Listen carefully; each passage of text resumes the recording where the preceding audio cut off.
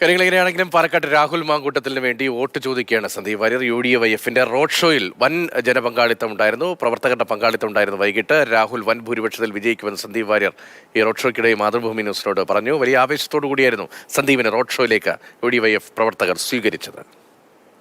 പരസ്പരം പോരടിച്ചവരിത് ഒരേ ഫ്രെയിമിൽ ഒരുമിച്ച് ഒരു പാർട്ടിക്കായി രാഹുൽ മാങ്കൂട്ടത്തിന് സ്ഥാനാർത്ഥിക്കായി വോട്ട് പിടിക്കാനൊപ്പം കോൺഗ്രസ്സുകാരനായ സന്ദീപ് വാര്യരും ചേർന്ന ഒരു മറ്റു രാഷ്ട്രീയ നിമിഷം കൂടിയാണ് പാലക്കാട്ടെ UDF റോഡ് ഷോയിൽ കാണുന്നത്. കോൺഗ്രസ്സുകാരുടെ ആവേശം തീർച്ചയായിട്ടും വലിയ ആവേശമാണ്, വലിയ സന്തോഷമാണ്. രാഹുൽ മാങ്കൂട്ടത്തിലെ വിജയം ഉറപ്പിച്ചു കഴിഞ്ഞു. പാലക്കാട് കണ്ട ചരിത്ര ഭൂരിപക്ഷത്തോടുകൂടി 23-ാം തീയതി രാഹുൽ മാങ്കൂട്ടത്തിലെ വിജയം ഇവിടെ പ്രഖ്യാപിക്കപ്പെട്ടു. BJP-യുടെ പല പോഷക സംഘടനകളിലൂടെ യുവജന സംഘടനകളിലൂടെ ഒക്കെ വളർന്നു വന്നെയാണ് കോൺഗ്രസ് ആവേശകരുണ്ട്. ഞാൻ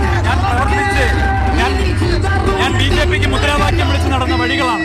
BJP-ക്ക് വേണ്ടി തെരുവിൽ പോരാടിയിട്ടുള്ള ആ തെരുവുകളാണിതല്ല. ആ തെരുവിലൂടെ ഞാനിന്ന് കോൺഗ്രസ്സുകാരനായിട്ട് പോവുകയാണ്. ആ മാറ്റം എന്ന് പറയുന്നത് പ്രത്യയശാസ്ത്രപരമായിട്ടൊരു മാറ്റം കൂടിയാണ്.